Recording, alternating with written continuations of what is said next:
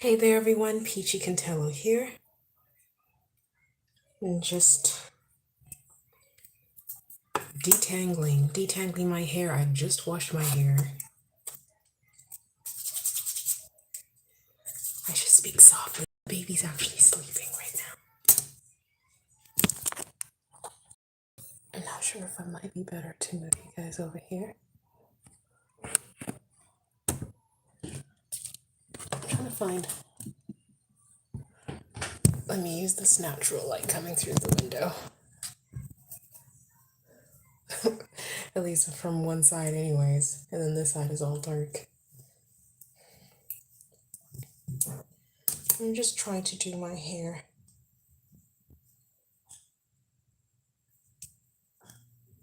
I washed my hair today. I forgot to record my husband making the shampoo. Oh, little guy downstairs is going potty. I can hear him going to the potty, so he's gonna need me soon.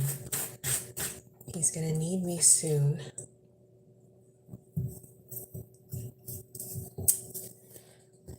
Every time I do my hair, I try to see how much hair loss. I told you guys I had postpartum hair loss. And thing is, I had hair loss. Oh, look at that gray. Can you guys see that little gray? That's a gray hair right there. Should get lots of aloe vera on that. Because I noticed some of my other gray hair just started disappearing once I started using this fresh aloe vera on it. But I'm trying to assess and see if I'm getting any recovery or progress from my postpartum hair loss. I have a lot more hair that's grown back in these areas, but it's still very short. And as you could probably see in this region here too, generally the front of my head got the most hair loss. And what made things worse was even before the postpartum hair loss, my uterine fibroids, you guys know if you have uterine fibroids, for those of you that have them, you lose a lot of blood during your menstrual cycles, like a lot. You become borderline, not even borderline, you just become anemic. And I was seriously anemic during those times. You see my parts, if I part my hair, you see how sparse my hair has become in there? That was never my natural. Okay, I'll show you guys. So you see that?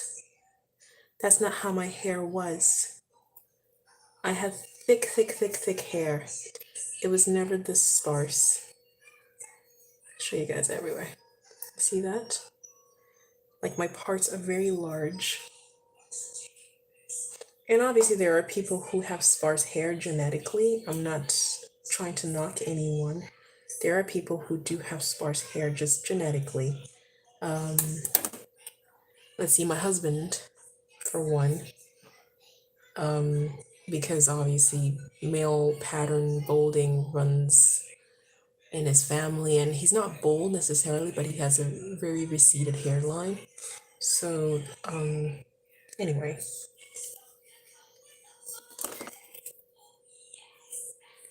So,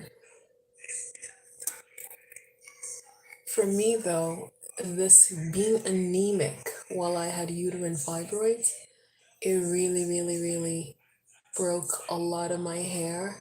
And during that time, I wasn't very aware of it because I was so used to having very thick hair that I was still having, doing styles that hold a lot of extensions, just heavy extensions in my hair. Should I even do that? No, what? Probably not. Yeah, so I was doing hairstyles that hold. Sorry guys, I just saw an ambulance going down the street. I hope people are okay. But yeah, what was I saying? During that time, I was so used to thick hair, very thick hair, that I didn't realize the damage I was doing. I was so used to just doing my hair that way. As you can see, this aloe vera gel is very gel-like. You can see that? It's very gel-like, because it is gel. It's not the same as your typical, like your braiding gel or anything, but it works very similarly. It wouldn't hold down. I wouldn't use it for styling necessarily. I just use it for helping my hair to recover. I do see hair growing back in some areas, to be honest with you. Sorry guys, I gotta listen to hear if the baby's waking up. So yeah, I do notice hair growing back in some areas, but it's a struggle because I've had two children. Okay, so since my uterine fibroids, the bleeding, the excessive bleeding got under control, actually I got pregnant soon. I got pregnant before I even started treating the heavy bleeding from my uterus fibroids. So I went from heavy bleeding to pregnancy. And after my pregnancy, the hair loss was insane.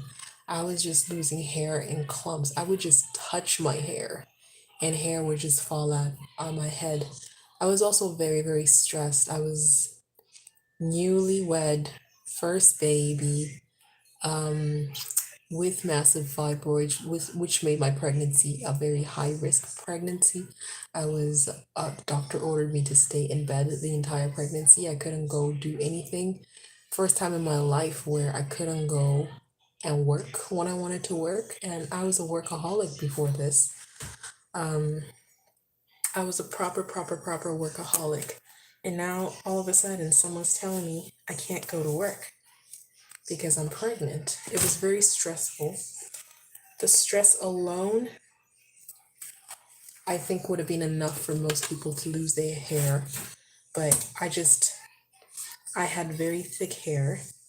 So the stress combined with the anemia, because I didn't stop being anemic because I was pregnant. That didn't stop.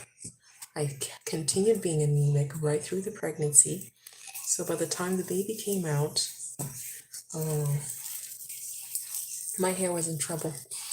And I had dreadlocks during my pregnancy. I had started dreadlocks, or no, I had my dreadlocks, I think, before. I can't remember. Before I got pregnant. Yeah, before I got pregnant, I had just started dreadlocks because my hair, I got busy at work and I kept my extensions in so long that my hair just matted. So it just made sense to turn it into dreadlocks,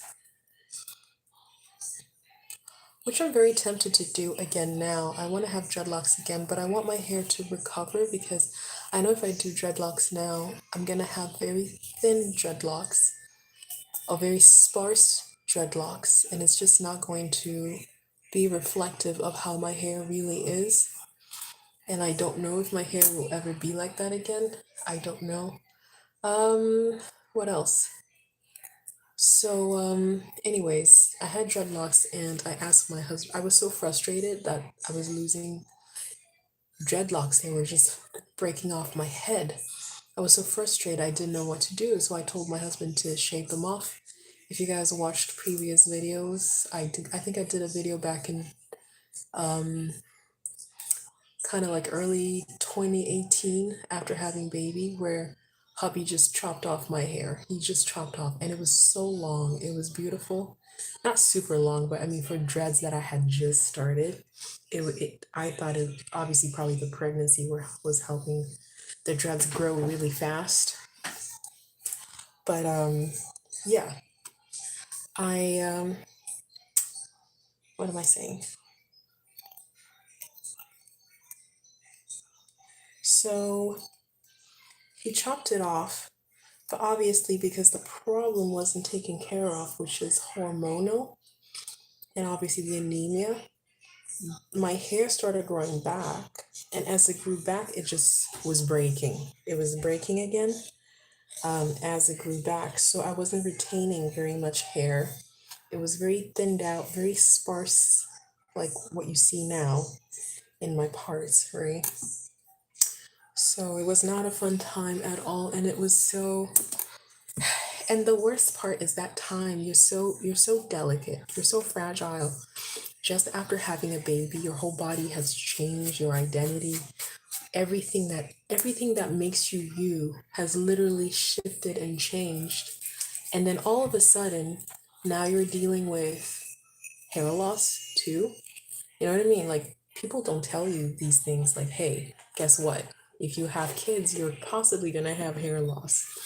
And I know people who've had postpartum hair loss even when they didn't have uterine fibroids like I do. So I'm using a tangle teaser, so it's not gonna rip my hair out necessarily. It's just to detangle. I know it does make a weird noise. It sounds like it's ripping it. But anyways, what was I saying? I know people who had postpartum hair loss, severe postpartum hair loss without even having uterus fibroids. But in my case, it made things a lot worse because I was having hair loss from being anemic because of the heavy bleeding from uterine fibroids. And then I was having hair loss from all the hormones from pregnancy. And it was just a combination. And the stress of being a new mom, the stress of being a newlywed and a brand new relationship. And there was a lot of stress, guys. The stress of losing my earning potential, right? Because as soon as I got pregnant, I was a sickling. I wasn't allowed to get up and go do anything. I wasn't allowed to work or anything. Like, I literally just lay in the bed all day until hubby came back home from work. Like, I could barely do much for myself during my pregnancy. So it was stressful. It was very, very stressful. And all those things took a toll. They really took a toll. I'm surprised I even have hair on my head. So when people wonder why I'm doing a live showing my hair in the state that it is, I'm actually relieved and proud of what I have, considering all the things that I've been through. Are you kidding me? I should have nothing. I should have nothing on my head.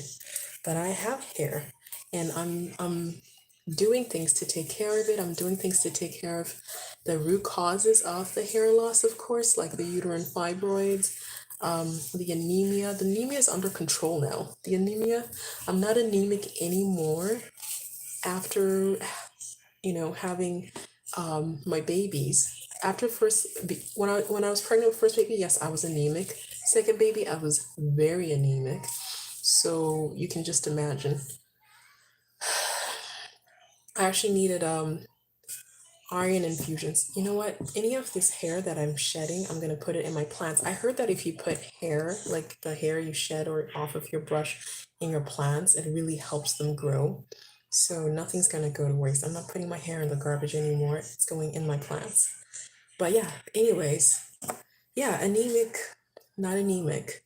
So now I'm just trying to deal with the hair loss and the fibroids themselves, which they're calcified. If you guys are just like joining me now, I did get a procedure done, a uterine, what is it called? Uterine artery embolization. So that's just targeted, I think, one of the fibroids. Yeah, just one of the fibroids, the largest one. And it just puts like these little beads in the arteries that supply, the ambulance is going past again, that supply blood supply to that fibroid. So that ended up causing that fibroid to calcify. So it calcified, and it's been calcified since. And then I thought, oh, now that it's calcified, can I ever shrink it? I thought I couldn't. I thought this was it. I'm just gonna live with this big mass. And after doing some research, I found out that it can shrink. It takes longer to shrink, obviously, for something that is calcified, because there's a lot more processes for your body to go through to, I guess, dissolve all that calcium and break it down. And it would have been simpler if it wasn't calcified. From just the research I'm seeing, it would have been simpler if the fibroid was not calcified. So, I mean, to shrink. But then at the same time, the pain and the bleeding that I was having, that was not cute, guys. That was not cute at all, at all, at all. Anyway, so because of this, I ended up going to get an appointment with my doctor. I got an appointment with my doctor recently, I think last week. Last week I got an appointment with my doctor, I think on a Wednesday last week, to get a ultrasound. And I was so surprised. I was so surprised at how quickly I got the ultrasound appointment, because I got the requisition the same day I went to my doctor. I'm like, can I have this requisition to get an ultrasound? And he just printed it out, handed it to me.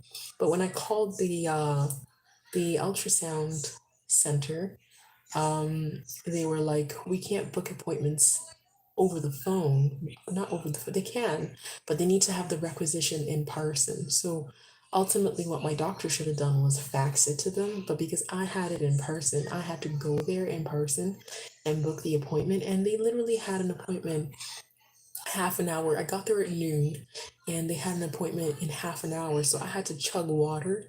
I had to chug a ton of water in order to be able to get this ultrasound. And you guys know how my body works. Even when I used to do this when I was pregnant, half an hour is not enough for me to get, a full bladder. I need at least an hour, 2 hours, because my body just really uses up that water. So I was chugging like 10 to 12 glasses of water, hoping that my bladder will fill up. And I finally got the ultrasound. The ultrasound tech, who has been our tech since my first baby, he remembered me, and he always remembers my bladder is not ever full. Every time I come to him, my bladder is never full. So he was just like, a little bit annoyed, and he's like, next time, can you please, please, please make sure your bladder is full? And I'm like, yes, yes, yes, yes, but I'm just like, obviously he didn't know the situation, that I literally got a last minute appointment, like on the spot, like an on the spot last minute appointment. And I had to chug water right there. Obviously, if I knew I was coming for an ultrasound, I would have, not gone to the bathroom before I left the house. But anyways, that was that. And sorry guys, I'm closing my eyes, not because it's painful, it's just because I'm parting my own hair. So I'm trying to feel. Because, when you do your own hair, you learn a lot to rely on your senses and go by feel. And over the years, I've just learned that that's the best way to do it. Instead of trying to twist my head and see what I'm doing, just go by feel. That's what I do now.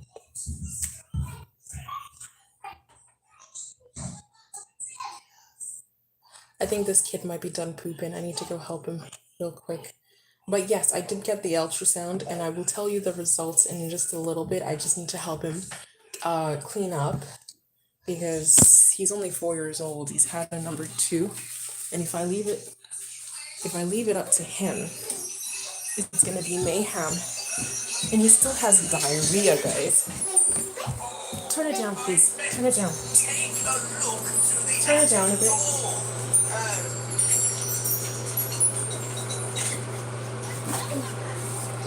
He still has diarrhea, so I'm still treating. We're trying to help him treat. Yeah, you have diarrhea. He just learned that word. So now he's just like, diarrhea.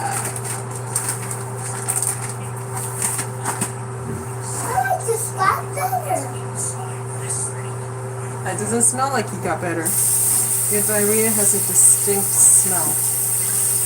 And I don't think you should have been eating sweet potato, because sweet potato makes you go away.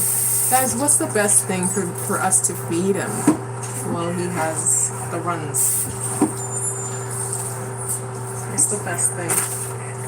I was thinking like green bananas, because you know how green bananas make you constipated? I was thinking at least that will, harden up his poop a little bit, because he's already, in a diuretic state. So I don't know if you can use that word in that in that context like that, in a diuretic state. I literally just made that, not made it up, but I just kind of figured, you know, I just kind of did that. My brain just kind of did that. Anyways, yeah, I need to wipe him, make sure he's nice and clean. I also need to salt his bum a little, because when he's sick like this and he has diarrhea, this is a tip. This keeps him from getting bum rashes or just a raw bum. Because when they have diarrhea, you're wiping their bum so much, right? They can easily have a raw bum. Easily, very easily. So it just keeps, you know, the bum healing fast, the skin around the bum healing fast.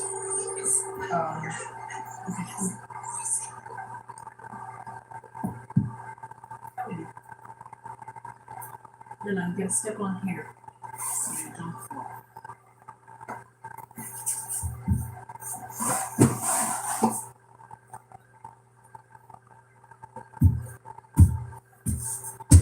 Just checking the underwear, making sure there's no poops in there, because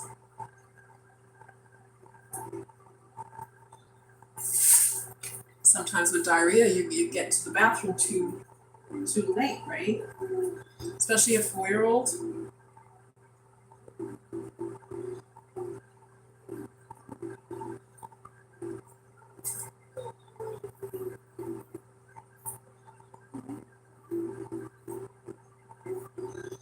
Okay, so his bum is not terrible, because if his bum was raw, as soon as I put the salt wipe on it, he would not be having a good time at all. Okay, get up and flush, sweetie. Liam, up and flush and wash your hands. So yeah. Hey baby, holy noise, your baby's sleeping. Liam? It's not a spider. Yeah.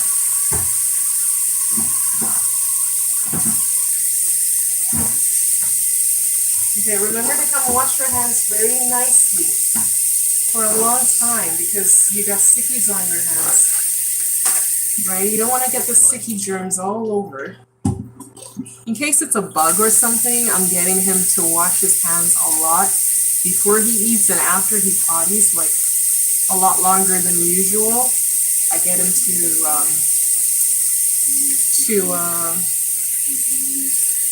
wash his hands. Guys, I was thinking of just cutting my hair again, but then I thought, I know I'm tempted to do that right now because obviously it's still recovering, but then once I do it, I'm going to regret it a lot, because again, like I showed you, my partings are quite sparse, so the hair itself is quite sparse. So once you cut your hair short, you can tell that sparseness even more. So if you guys are having like the same situation I'm having, keeping your length is your best friend right now, because at least with length you can give it the illusion of volume, right? You can do things. You still have some. And remember, I told you use paper towel, okay? As long as you're sick, don't use the hand towels anymore. Use paper towel, because you get to throw this in the garbage. Weird. Can I wipe you? Because you're not even wiping over here where you have all this water that you're getting from spilling water. Hey. How many times have I told you? The baby's sleeping. Shh. Okay, put your underwear on. Put your underwear and your shorts on, Pumpkin, and then you can watch your big phone.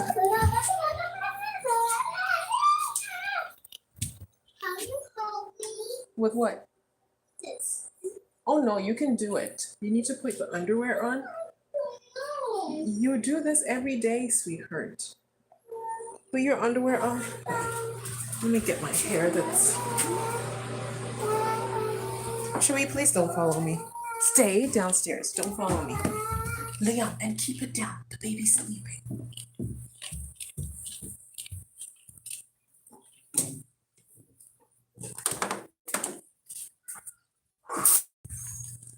Shh. Gotta put my hair. My hair goes in my plants, guys. I mean, if my hair's not gonna serve any other aesthetic purpose at this point in time, it might as well help my plants.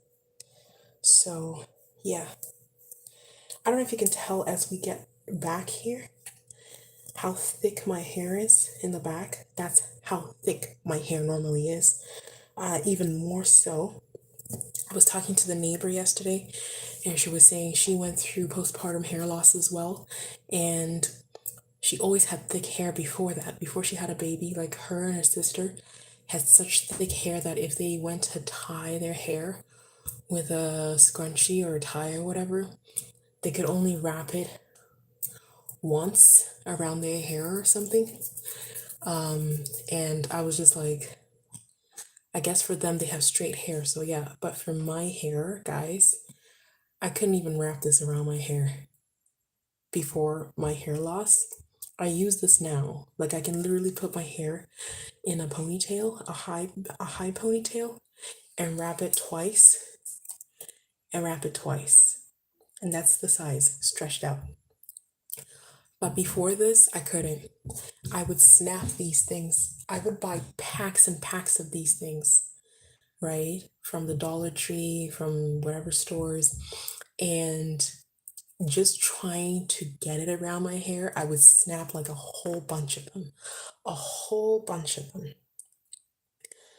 So that gives you an idea, like how thick my hair actually was. It was thick. When I say my hair was thick, my mom, okay, this is how thick my hair was. When I was a child, my oma was just like Afrikaans for, when I say Afrikaans, for those of you who aren't familiar with African languages, it's not African. Africa's a continent, so it doesn't have a language. That's like saying European. Afrikaans is a language that is spoken by a population of the South African people, I would say, a certain population, and it's very close to Dutch because the former colonizers of South Africa were Dutch. So after independence, they are now citizens. They've integrated. They're living among the people, the ones that didn't run away with the white flight, anyways. But anyways, while they were living with the native, the black people of South Africa, like the people that look like myself, they integrated this Dutch language with other, South African native languages and English, and it became a language on its own. It just evolved and became a language. It's a dialect of Dutch, I would say. So it's a very commonly spoken language. We learned it in school when we were young because it's just one of the official languages. Zulu is the other official language, and you have to learn those two languages. When I was there, when I was living there anyways, I had to learn Zulu and Afrikaans. But my oma is my grandma by adoption. She was actually adopted into our family. She started out as a maid because she begged my mom, even though my mom thought she was too old to work for us and take care of a newborn baby, because my mom had to go back to work. Maternity leave where we came from is very short, just a few months and you're back to work. But anyways, so my oma, knocked on my mom's door, and my mom was shocked that this elderly lady, what is this elderly lady doing looking for a nanny job, right? A nanny job.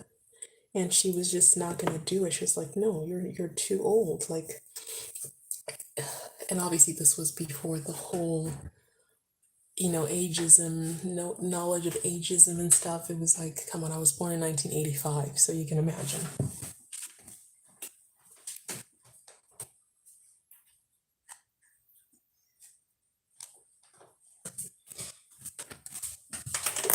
Sorry guys, I just need my spray.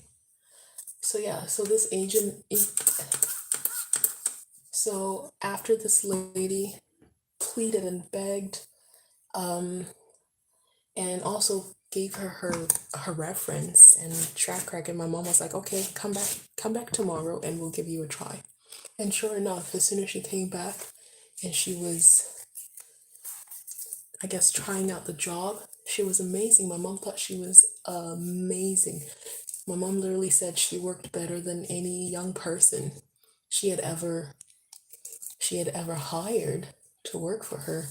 And that's when my mom's, I guess, first realization of not judging someone based on their age, like the ageism, even though the word was not coined yet, I would say, or it wasn't in, not that coined, some of these words are old, but anyways, it wasn't in mainstream existence or use in our society anyways. So my mom learned really early on, that ageism is a thing, and sometimes you could judge a person the wrong way just because of their age. It doesn't mean they're not capable of doing something. So, anyways, my mom hired my Oma, and my Oma was so amazing with me as an infant that she just got adopted in a way into the family. Like everybody in my family just started treating her like my grandmother because she treated me like her grandchild. And I grew up with her, and she was my grandma. She taught me a lot of things. She taught me some Afrikaans. She taught me, especially where I was growing up, I don't think I would have been as interested in learning English as early as I did, but because of her, I did. And that's because it was a crossover language for us, right? Because she's Afrikaans, South African Afrikaans. We were Shona Zimbabweans. So even though she could speak a little bit of Shona, it wasn't nearly enough to communicate on a regular. She wasn't that great at Shona, but Afrikaans was her first language and English her second language. So obviously, naturally, her being my grandmother and my adoptive grandmother and my mom working all the time, that's how I ended up learning more from her than from my own parents or my own peers or my own people. So I grew up speaking certain Afrikaans phrases in English, and that's why a lot of people till this day, even when I was in Africa, a lot of people were like, you don't have an, I guess their idea of an an African accent, um, because I was just exposed to, and also my mom's job, right? My mom got us moving to country from country to country, deployed in different places. So I got exposure to different languages, different accents. So naturally my accent became very different from that of a I guess a girl who would have been raised in the same country in Zimbabwe her whole life. And the way I spoke, the way I do things, the way I saw the world became just very, very different in a way. Because anytime I went back to Zimbabwe, I felt like an outsider. You know what I mean? Like how people treat immigrants in those places. I felt like I was an immigrant in my own country at that point because I was not your typical Shauna Zimbabwean girl. As a matter of fact, my Shauna was not that great, and still till this day is not actually that great because the person that mothered me, her Shauna was not that great either. Um, and yeah, so I just became this mixed bag of languages and cultures, and my accent was ever evolving to whatever location we were at the time. So when we moved to Canada, which was like our final move anywhere, um, my accent just adapted like overnight. It just adapted to the Canadian accent, and it was as if, I grew up in Canada my whole life, which, if you think about it, I pretty much did because I moved to Canada when I was like 14, 15 years old. I'm 37. I'm going to be 37 this July. So the bulk of my life has been spent in Canada. So most of what I know, most of what's shaped me, most of it has been what I've learned here. And obviously I do benefit from having another world where I remember growing up in, and things that I learned in another world, another time, another place, that's very different from North America. I do try to take the best out of both worlds, to be honest with you. But then you can't be perfect. That comes with its drawbacks. Like I said, my own native language, Shauna, I'm not that great at it. I'm not that confident at it. I can't just walk up to another Shauna person and feel confident just speaking to them because of that reason. Because I was being raised by a woman who spoke fluent Afrikaans and English and very, very bad Shauna. So the Shauna I know is a very basic, almost like childlike. My vocabulary is that of a child. When I hear myself speak, I speak like basic stuff that, a child would need to know in order to, ask their caregiver for help. That's the extent of what I know. And I do understand what people mean when I hear other people speaking. Of course, I'm like, oh yeah, I can kind of pick up on what they're saying to me. But do I possess that vocabulary within myself? No, I do not. And a lot of people, some people, not a lot, but some people get upset with me about that because they're like, well, your first name and your maiden name are Shauna, because that my first name that my dad named me is Nyasha, and my maiden name, my dad's last name is Minatsi. So, I mean, a lot of people, when they hear that, they just expect that, of course, it's a no-brainer. You're going to speak Shauna just as well as I do.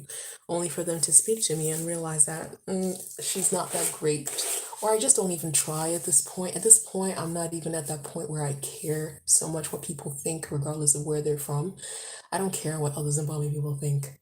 If they want to judge me, and some of them will be like, yeah, Munozi. It's like an insult to say like you're trying to be white or you're trying to be something other than what you're not. Or sometimes they'll say like you're a salad, and which is literally a salad. To them, it's like you're not a full Zimbabwean. You're trying to be something else. And my reaction is just like, you don't know my life experience. You don't know what got me to where I am, why I'm the way I am. But your constant criticism is not encouraging me at all to learn, because there's a point in my life where I really wanted to hit the books and learn and fill that gap of what I was missing in my vocabulary, because again, we traveled a lot. So there's a lot of things that I missed out on education wise that I could have learned if I had just grown up in one country.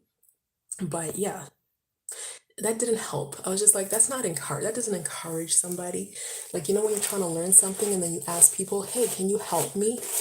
Help me to translate. What does this mean? What is this? How do I say this? And I remember my brother from my dad's side, like his kids from a previous marriage before he even married my mom. So my older brother, he got proper upset at me for asking him to help me relearn my native language, because I understood what I was missing. I understood fully well what I was missing in order to be confident enough to speak it. And I was just simply trying to fill that gap. But he got upset and started calling me all kinds of stuff. And I was just like, you know what? Anyways, that's a whole other toxic relationship-based video right there. Let's just say we're not in speaking terms, because I'm not going to sit there and have somebody dictate to me who they think I am based on who they think they are, right? So they think they identify strongly with a certain place, with a certain language, with a certain people, and then they're gonna sit there and dictate to me and tell me that I should be exactly the same. I should identify with that, or because when I was younger, at some point I did speak the language. Yeah, I still speak it on that level.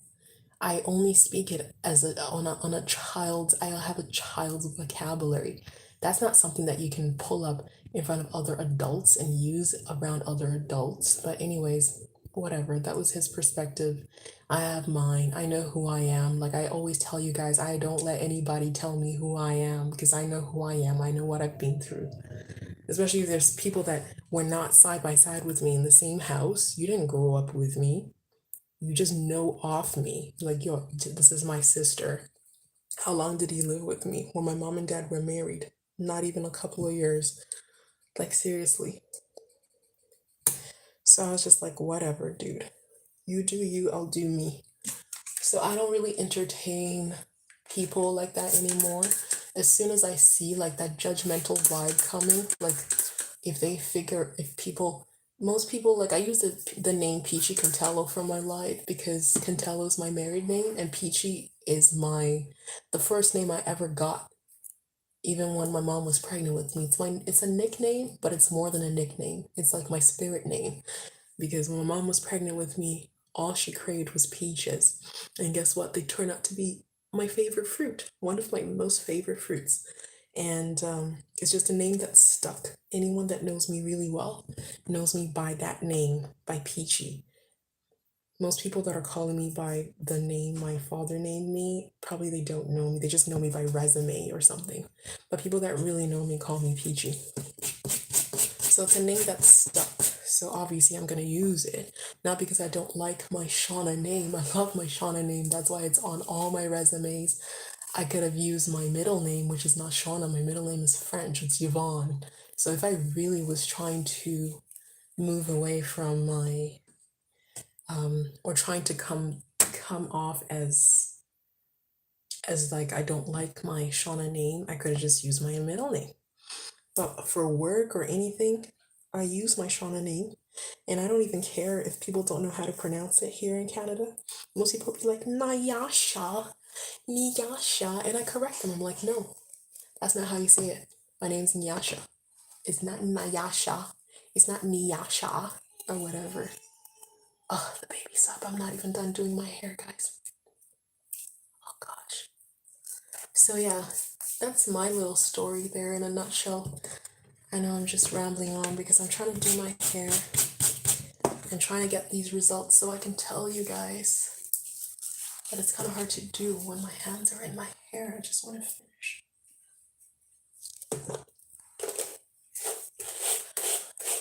But yeah, that's why I am how I am, who I am, not changing that for anybody. And I realized very early, the more I ask for help from people, the more they use that vulnerability to try to abuse me. So I just stopped. I just embraced myself and accepted myself as yes, I am a Zimbabwean born Shauna girl or whatever that speaks multiple languages easily, not fluently, but I speak multiple languages and has multiple cultural influences from all the places that I grew up. And yeah, I'm not very I'm not very fluent in my native language, and that's okay. And that's okay. That is a-okay because I am a mixed bag of chips. I am a mixed bag of chips when it comes to upbringing. And obviously, that has to reflect itself somehow. And that's how, in my life, it's reflected itself. So I'm not even stressed anymore about that. And if people from my own country don't like that, if they don't like it, then I can keep it moving. There's lots of people on this planet, 7.5 billion to be exact.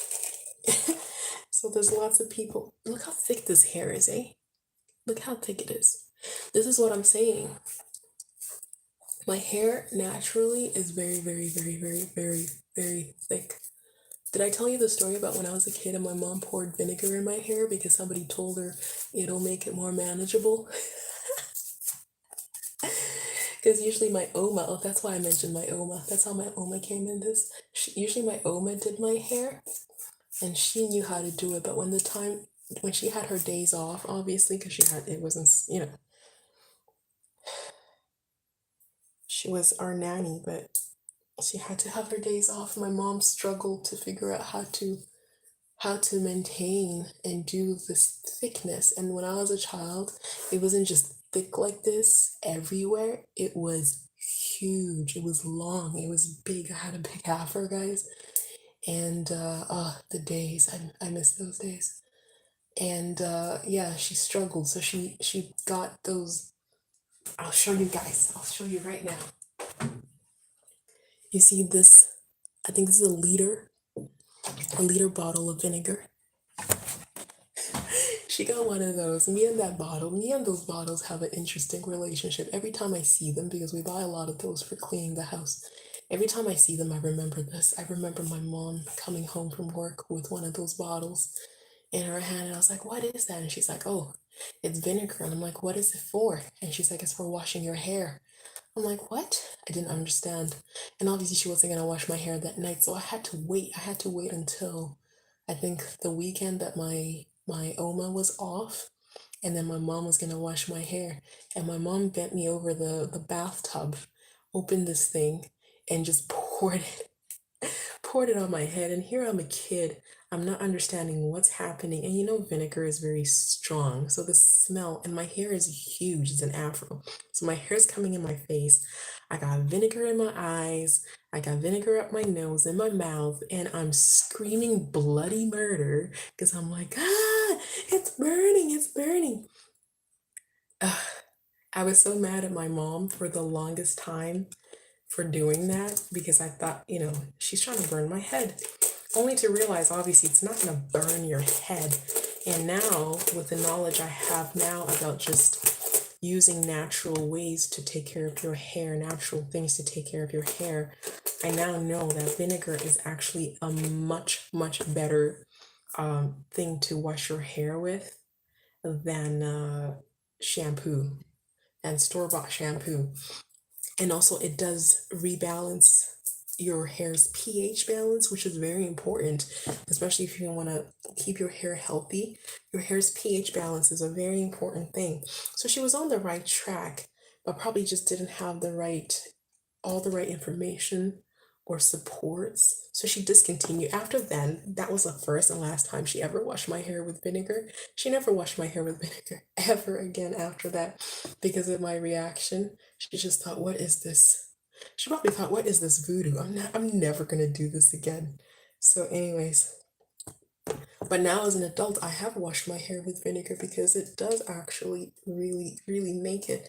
It maintains its natural oils. It maintains its softness. It just keeps it very moisturized. It's amazing for the hair. Absolutely amazing. I know that now as an adult. Unfortunately, years too late. Decades too late, right? Anyway, whatever. You live and you learn, right? You live and you learn. We had everything we needed, all the tools we needed to treat our hair naturally. In my environment when I was growing up, this aloe vera I'm growing in my house right now, these plants, we have these in abundance. They grew all over our backyards. Did we ever a single day think to use these in our hair? We use it on our skin. Like we knew if you got burnt or anything, it was good for your skin. But again, this is knowledge that our own people, our native people's knowledge had been disrupted, obviously, by colonization and whatever, by being colonized. And the colonizers destroyed, and stole a lot of our wisdom. So sometimes what we knew about aloe vera is what they had retaught us to believe. It's not what our ancestors actually just knew and passed down to us. So obviously for them, they didn't need the aloe vera for their hair, but they needed it for their skin because they were constantly in the sun. The hot sun of Zimbabwe is merciless. Let me tell you right now, the Zimbabwean sun is merciless. And you have to be melanated. You have to be melanated or you will suffer. a lot of white people in southern in Africa in general, especially near countries that are near the equator, yo, they have freckles for days, some of them, and the ones that don't are so tanned that if you leave North America not knowing that they're white people that are that tanned, you would think they're mixed race. That's how tan they are. They're constantly naturally tanned because the sun is always on their skin. So these guys are always burnt. They're always burnt and they need stuff like this for their skin. So how that's they just held on to part of our knowledge of this plant that works for them. So by the time that they only allowed us to keep that part of that knowledge because that's what they needed, right? They needed their workers to know this so that if they got sunburn, they can send their workers to go get some aloe vera for their skin. So that's how it remained in our psyche, in our knowledge bank, with the exception, of course, of a few people in more rural areas who held on to more of their native knowledge and wisdom. But anyways, my point was, yeah, so we grew up around these things. It was, oh my gosh, it grew everywhere. It was like a weed, guys. Aloe vera was like a weed where I grew up. Every house I lived in Zimbabwe, there was always aloe vera growing everywhere. Oh my gosh, as thick as my hair was, if I continued using it and learned to detangle my hair with it and never chemically straighten my hair and all the mess that we did to my hair to make it more manageable, your girl would have such thick and amazing hair still. I would still have the thickest and most amazing hair. So, yeah, if you want to blame anybody, blame it on the colonizers. They just came and wrecked everything. I'll blame my postpartum hair loss even on the blame it all on the colonizers. They just messed up everything. Can you imagine the wealth of wisdom and knowledge we had right in front of our eyes and we just took it for granted because these people told us forget everything that you know to be true. Only accept what we tell you is true science and is true whatever. Like seriously, we had our own science, we had our own scientists. They just disrupted a lot of things. They disrupted a lot of things and convinced the world that we were savages walking around barefoot and naked, not knowing where north or south was. Lies. The lies they told. The lies they told. Oh my gosh. I believe it was my ancestors that brought me back to this knowledge of using this. It has to be. My ancestors. Thank you. Thank you so much. Because these people lie. Always trying to tell you who you are. Always trying to put you in a certain place. Liars. Liars, I'm telling you. Don't believe their hype, okay? Do not believe their hype. Oh gosh, I've been going on. Oh my gosh, I've been going on for 50. I'm almost done, guys. I promise. I'm almost done. As soon as I'm done, I will tell you the results of my ultrasound. I'll even give you a comparison of the last time I got the ultrasound. They have shrunk. I promise you guys, they have shrunk. But remember, I'm working with calcified fibroids, so the fact that they even shrunk, I am elated. I am ecstatic. I am just so happy. The fact that I even got them to shrink. So this journey is going to continue. We're going to continue this natural-based journey, chemical-free journey, meat-free, dairy-free journey. They're low sugars, low yeast journey. We're going to continue this. We're going to continue because, dang, the fact that these things are calcified and I even got them to shrink in the first place is amazing. Is amazing. Is amazing. Is amazing. Anyway, I gotta hurry up too because my son's up. He's just singing to himself in the bedroom next door here. because he does that when he knows I'm busy and he's up. He'll just lay there. I'm gonna put these in my plants too. I am. I'll probably break them down, make them smaller. But anyway.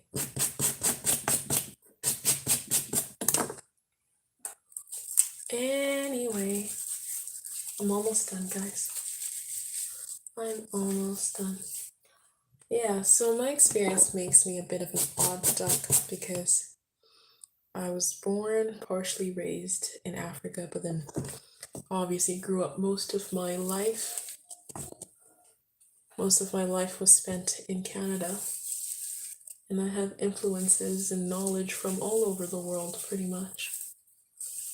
So I don't move the same way as people, or I guess Black people that just grew up here and all they were taught in school is your ancestors were slaves.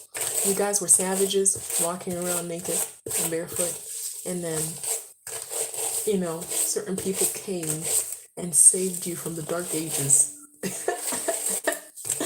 I don't move like that. You're not gonna catch me ever moving like that, guys.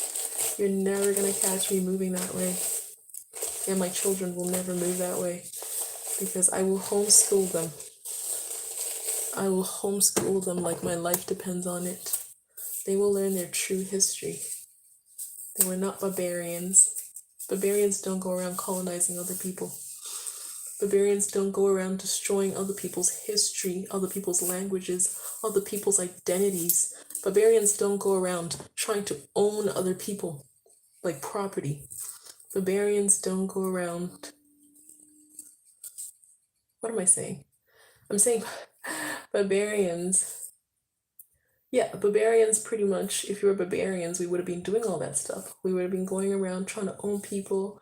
We would have been going around trying to colonize people. We would have been going around raping and pillaging people and stealing their resources and stealing their inventions and stealing their technology and calling it our own.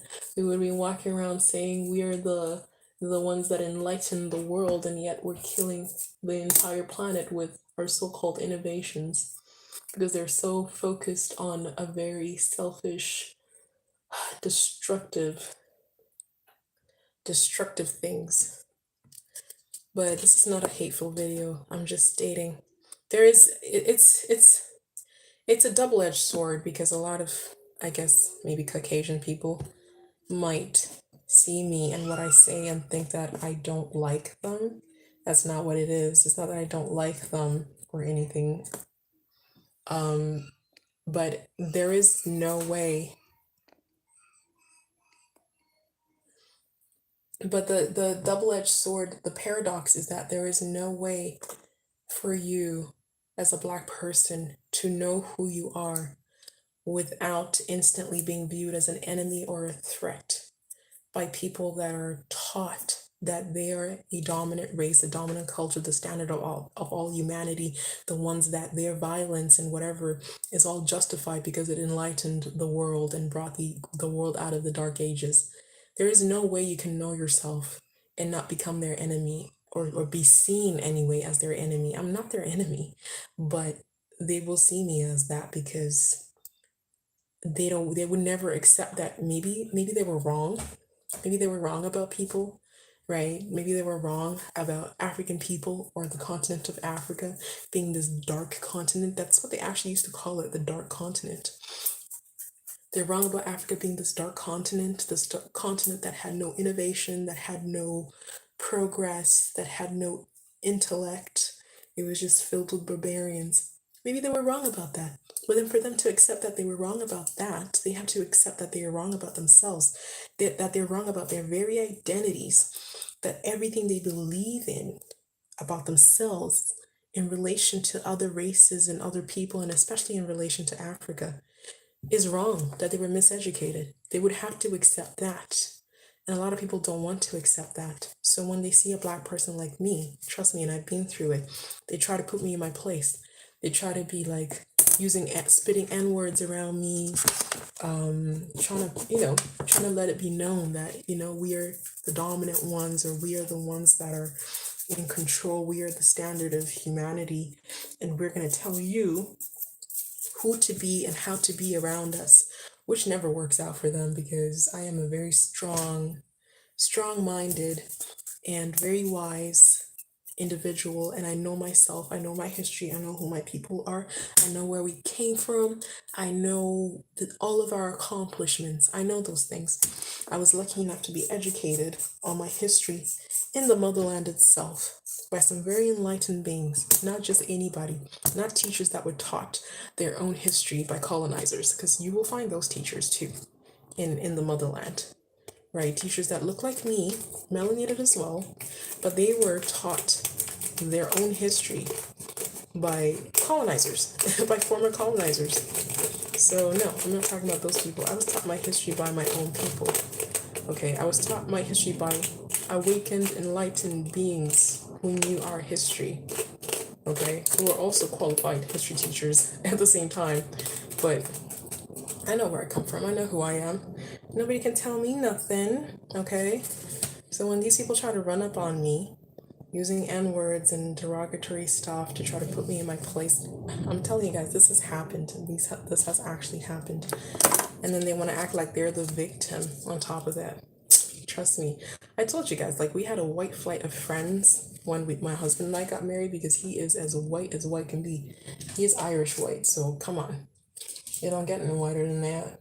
Like, as far as, he's so pale, he burns within 2 minutes. I mean, it could get whiter than that, obviously, but because Irish people were not even recognized as white for the longest time. But they're very white.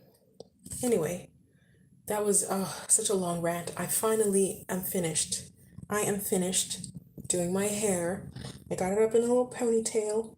See, it is quite long. My hair is quite long if I stretch it out, as you guys can see. Like, look at that. Right? See that curl right there? Look at that. So it is quite long. I forgot this one. I left it out by accident. But the only problem is the sparseness. I need to get it fuller again. I need to get it thick again, like it used to be. So anyways, before, I can hear my baby singing in the background. So before I go and get him, let me see if I can get these results. So I got my ultrasound and it said that I have enlarged ovaries. I have enlarged ovaries and potentially have an ovarian infection. And I think the timing in which I did this ultrasound was very bad, because I told you guys we were at a hotel for our getaway and eating out a lot. And one of the last places we ate for the couple of days we were there, for 2 whole days. But we were there for like 6 days, but 2 of those days we ate some Indian food from a place called Tandoori Fusion. And they said it was vegan, but it turned out it wasn't vegan, because my lactose intolerance just snapped right back, and it was like, nope. And the thing is, we're all lactose intolerant, so if we're all reacting to the same food the same way, I was like, no, there's definitely, I told my husband, I'm like, dude, there is dairy in here. I know these people told you that it's vegan, but it's not vegan. So everything swelled up. I could feel it even while I was there. My uterus swelled up. I don't know if you guys remember, I kept saying, oh, I think, is it pool water or something? I think the pool water did something. Or I was trying to figure it out because I couldn't figure it out at the moment. And then I realized, no, it's the dairy. I ate dairy by accident. And it swelled up my uterus. It swelled up the fibroids. And it swelled up my ovaries. And it's not an infection, because my whole body, I never got fever or not. So I don't think it's an infection. I think it was just swollen from eating that dairy by accident. So anyways, now that I know that, just keep in mind these numbers, I think would have been a lot smaller if I wasn't swollen. Because even when I got the ultrasound, it was hurting as he's like scanning my belly, and he did an internal one too. Guys, when he went in there, oh my gosh, it hurt. Like, it hurt because, like, even I could feel like something was wrong. Like, I was like, something was wrong. And I was so scared, because I'm like, oh my gosh, with fibroids, with any tumor, you're always scared that of it turning into cancer or something else, something worse, something life-threatening. And I got so scared. But that's why. So the measurements I'm giving you today are based on measurements that were taken while I was swollen like hell. Like you guys, if you saw my previous lives during that time, my belly was even just, it was out. Like it was like, oh my gosh, I looked like I was so bloated or even pregnant. So this is what they measured under swelling. So I would take a few of those centimeters off. I just translated it. Everything was in millimeters, so I translated it to centimeters. So I will tell you what my fibroids read in last time I got them. I got an ultrasound, I think it was October of 2019, and I was 13.7 by 9.1 by 6.4 centimeters. I'm trying to get the calculator out here just to see how much they've reduced by. Oh, that's a calendar, not a calculator. How much have they reduced by? Okay, so 13.7 subtract, and then they measured 12.7 centimeters, this largest one, by 5.6 by, is that 4.4 or something? 4.4? Oh, I can't even read my writing. By 4.4. So they shrunk by the first part by 1 centimeter, the second part by, let's see, 5.6. What's 9.1 subtract 5.6?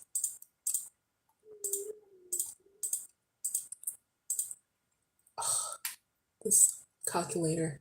Anyways, so let's do, okay, 5.6, 5, 6, 7, 8, 9. So by like let's say 3.4. I shrunk by 3.4 centimeters there and by 2.2 centimeters.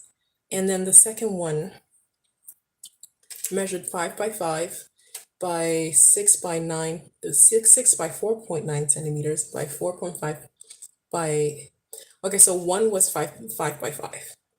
Another one was 6 by 4.9, and another one was 4.5 by 3.9. So I had 1, 2, 3, 4 altogether, 4 fibroids, right? And without showing you guys too much detail, I don't know if you will see those measurements.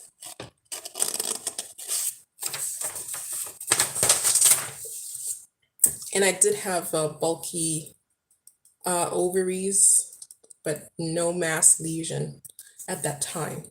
Anyways, so I had four big fibroids here, okay? Largest, let's just say 13.7. Second largest, 5 by 5.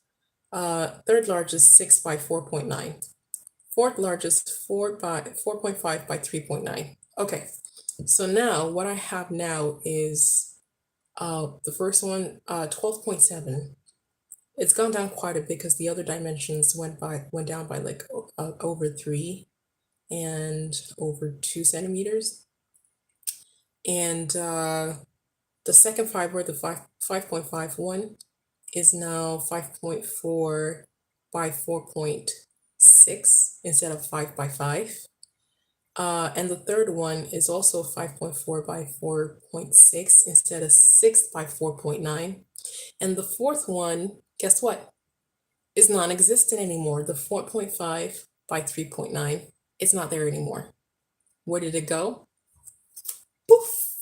It vanished. So it's working, guys. It actually is working. Like I said before, I wasn't expecting them to be completely like disappeared because it takes years to grow these fibroids. I've had these since I've been diagnosed with these since I was like 20 something years old, maybe around 21, 22-ish. And I'm gonna be 37. So they've taken years to grow to this point, and it's gonna take years again, I believe, for them to shrink, unless I go for surgery, which I contemplate sometimes, but I don't think I'm gonna do it. I'm gonna try to shrink them as much as possible because I could use my entire uterus I could lose my entire uterus if I do that. But you see, they have shrunk and some of them have even disappeared completely. So I'm gonna keep doing what I'm doing and shrink them. And I'll try to do another ultrasound within, I don't know what's a good time period to do these ultrasounds. Like every 3 months, 6 months. I mean, they shrink so slowly. It's not like they're gonna vanish overnight or anything like that. Okay, don't expect magic. There's no magic pill. Everything takes work. Every single thing takes work, guys. There's no magic pill for anything. The fact that this is even happening naturally is amazing. Because my doctor was just like, just come in and we'll cut them out. But then you have to be sure that you're not having babies anymore because that could affect your fertility. So yeah, that's how much they've shrunk by. Sorry it took so long to get to this conclusion, but basically, my fibers are shrinking. I'm down to 3 fibroids, like I told you guys,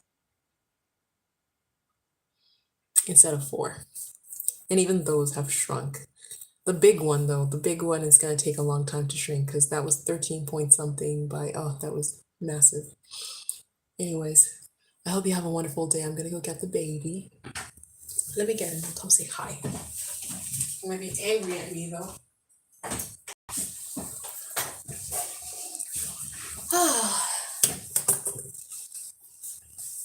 Here's the baby. Say hello.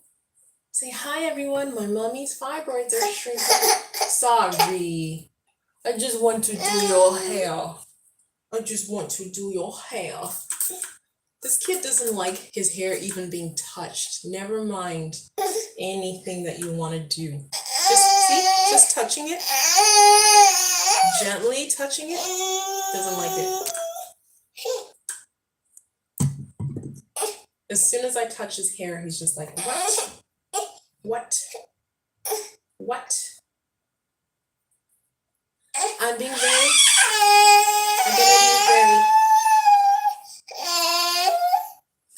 be very gentle, baby.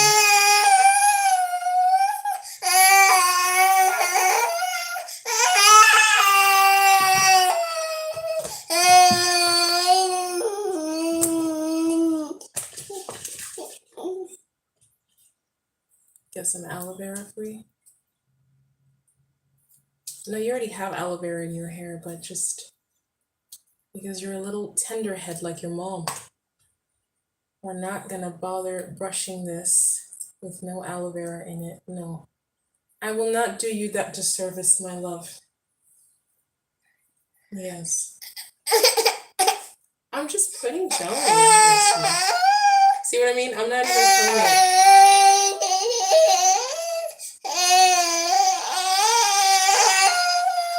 Just putting the gel in his hair. Because he's anticipating. He's anticipating. Okay, baby.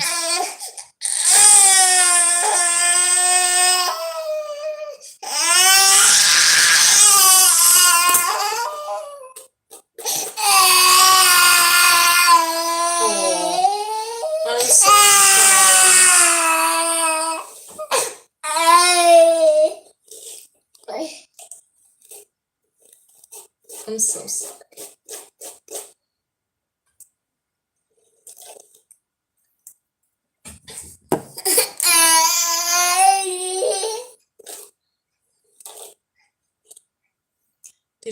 What are you guys watching right now? My husband's watching The Boys. When I say The Boys, I don't mean our kids. I mean the show, The Boys. And I was never really interested in it because of how violent it is. Sorry, baby. But it's just...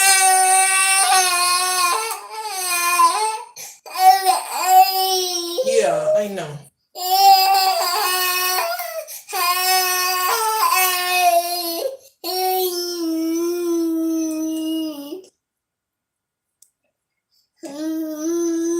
It's just starting to get interesting.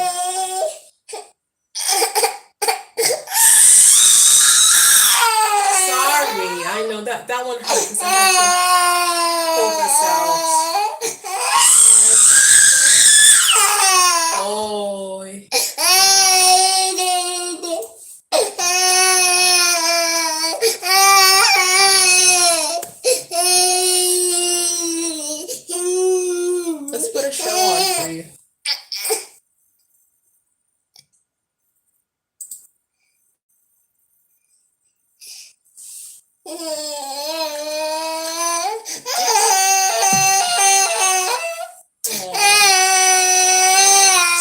me, baby.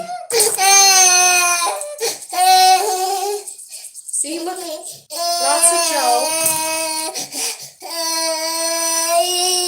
What's that? Is that Elmo? That's Elmo. Elmo's world. In Elmo's world. Yeah. He does not like getting his head touched at all. He's one of those more sensitive, like really, really super sensitive tender heads. Like I thought I was a tender head. He's really sensitive.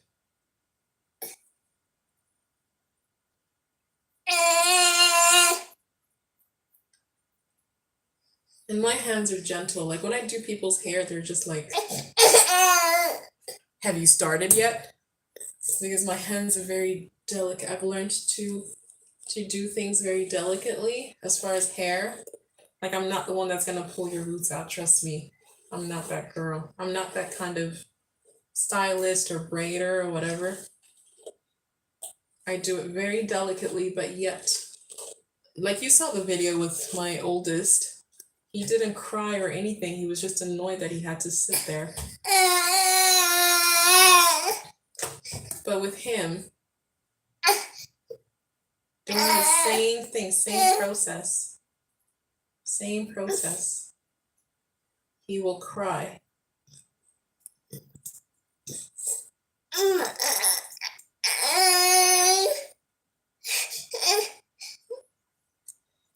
I mean,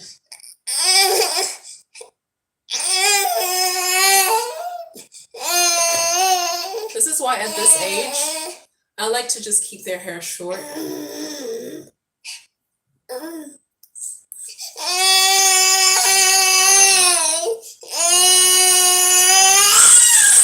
Okay, all done. I like to keep their hair short because it's getting longer now. It's gonna get tangled, especially when he sleeps, like after a nap. This is gonna be a loose bun. I don't believe in tight buns, guys. I don't do tight buns. I don't do tight anything. Like even my twists like this, they're not tight at all. As you could probably see. Not tight.